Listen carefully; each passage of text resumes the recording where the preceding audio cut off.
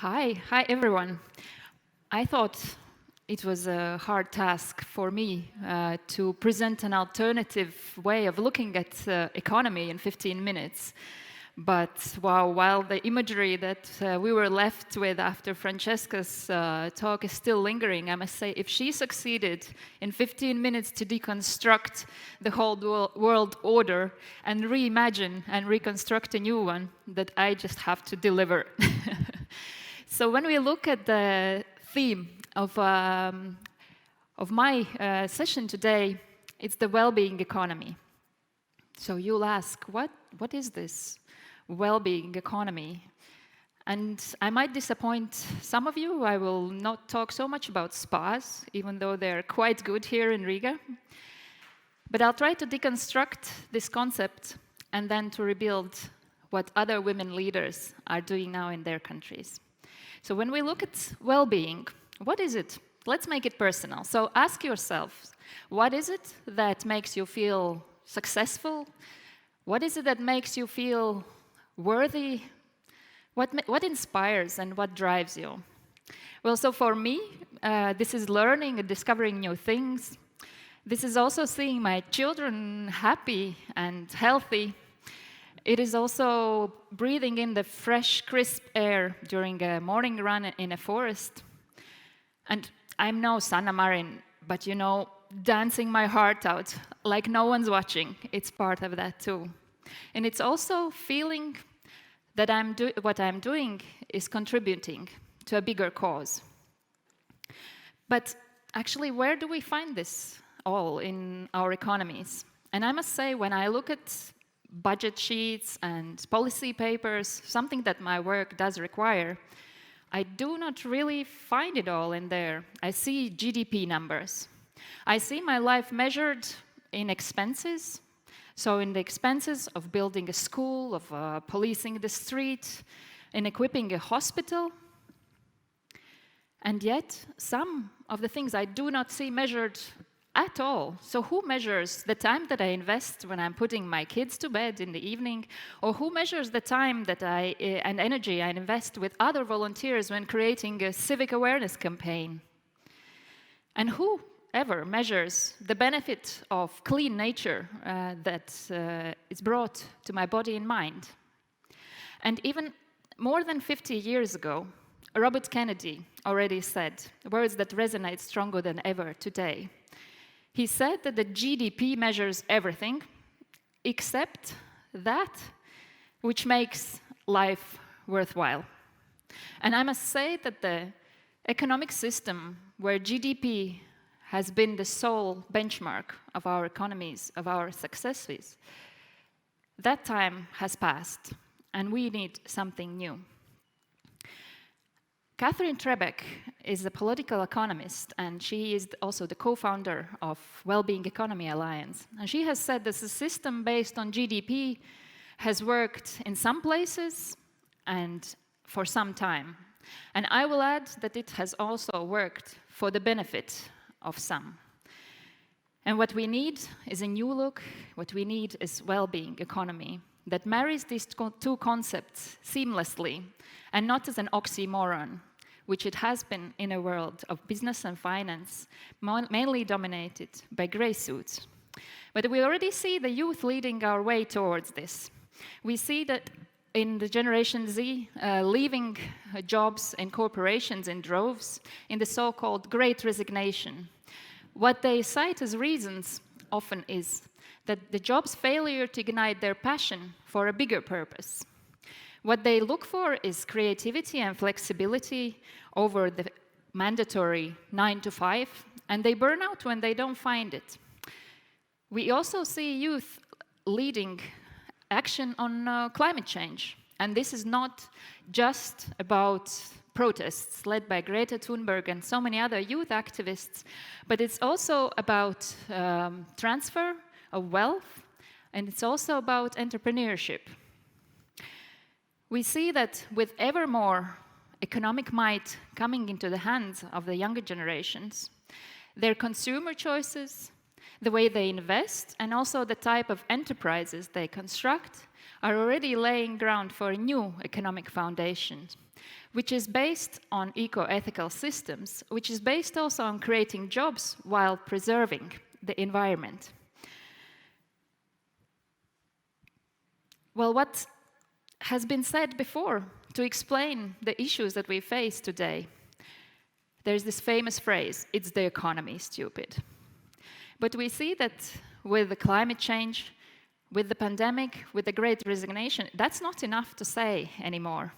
It's not enough to be chasing ever after ever more profit, so just that the state levies tax on it in order to remedy the fallout, the externalities caused by this endless chase for profit and resource squeeze.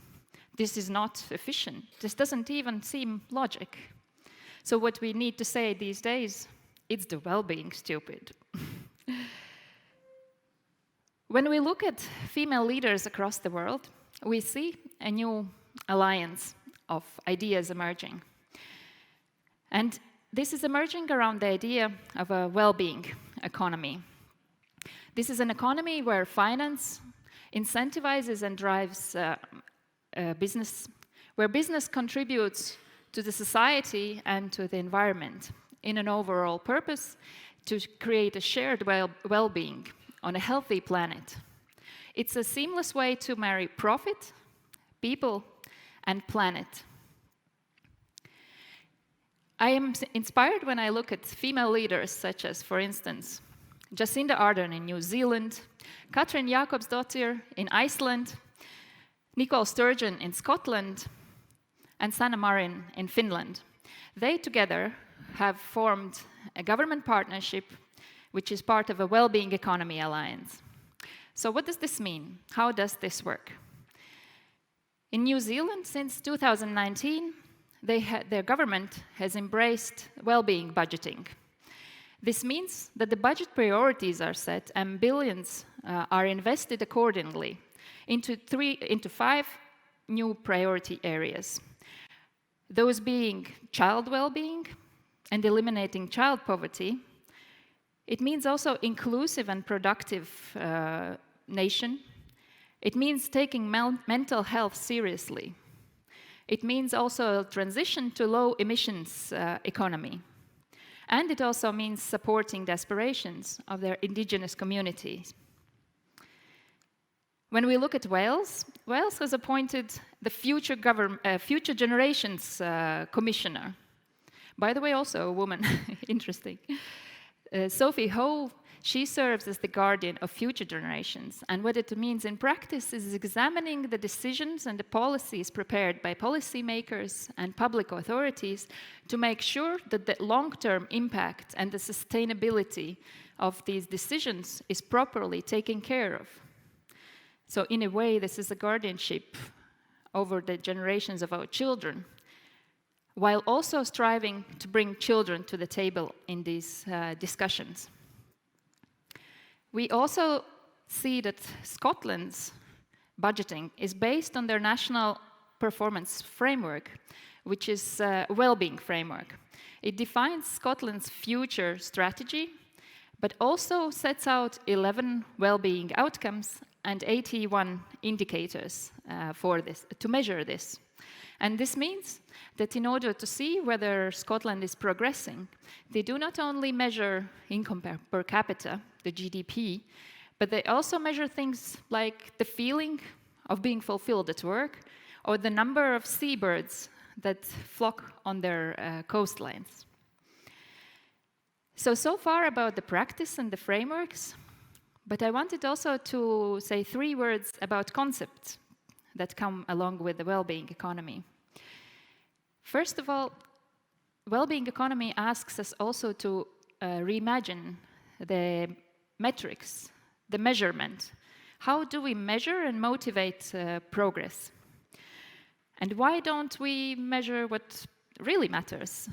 Let's say, instead of taking the income per capita, why don't we measure our success by the number of girls cycling to school? Would not this be a better reflection how well the public investment infrastructure policies actually support the needs of us all and of our planet? The second thing that it begs us to reconsider is the meaning of value. When we look at budget sheets, we often see costs, price tags. But the new way of calculating value, at least in shaping economic policies, should also include the intangible, yet at the same time very, very real value that, for instance, polluting practices have, or the unpaid domestic and care work. By the way, if accounted for, the unpaid domestic care work carried out around the world would amount to 9% of the global GDP. And more than two-thirds of that is actually produced by women. When we reconsider value, it's also looking at, for instance, our healthcare differently.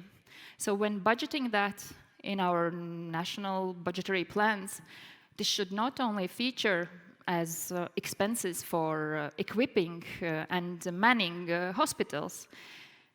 We should also account for the savings that healthcare provides in terms of the treatment that is unnecessary, if preventative care is deployed as it's needed.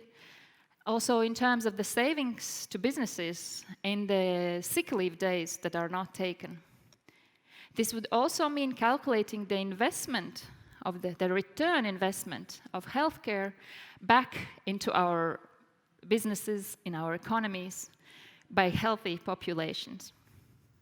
And the third concept we're reconsidering is also the notion of expenses and investment. Again, in budgetary sheets, we see that, let's say, money spent on physical infrastructure, by the way, on which there are mostly men working, this physical infrastructure is budgeted as an investment. It's a public investment, so therefore it's worthy of public money. But the social, educational, civic infrastructure, this is in the part that is considered as operational costs or expenditure. So in times when we need to tighten our belts, these are the ones that actually are first in the line to be cut or relegated to the charities.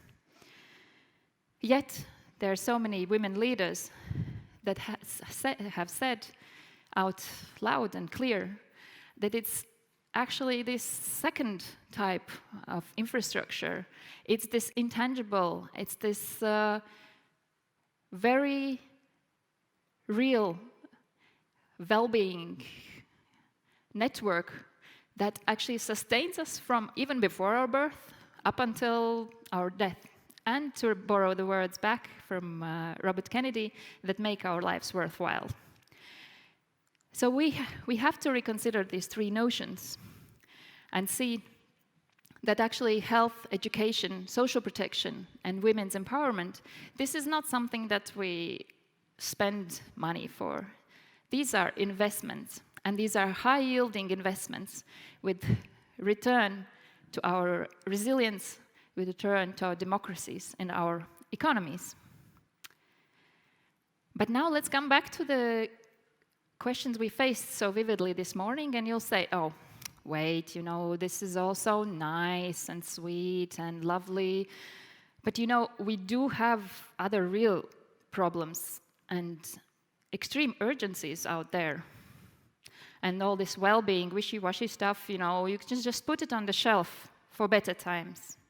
And indeed, let's say, Ukraine, the horrible war that Russia is waging in Ukraine, it has meant that governments spend enormous amounts of money to boost Ukraine's military capacity, that we also strengthen our national defense capabilities. A lot of money will go into rebuilding the country. And yet we see that the Ukraine's reconstruction and recovery needs that are estimated today at about 350 billion. Of those, it's less than 1/3 that will go for remedying the physical damage. Because winning and overcoming the war, it will not only take military might and not only reconstructing the buildings and the bridges. It will also take a lot of investment in healthcare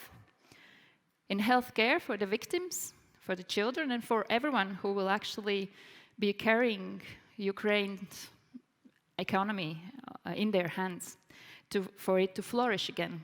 It will take also investing in education and justice, so to empower innovation and entrepreneurship again. It will also take investment in cleaning the wastes of war from the environment and reviving the ecosystems that war has ruined.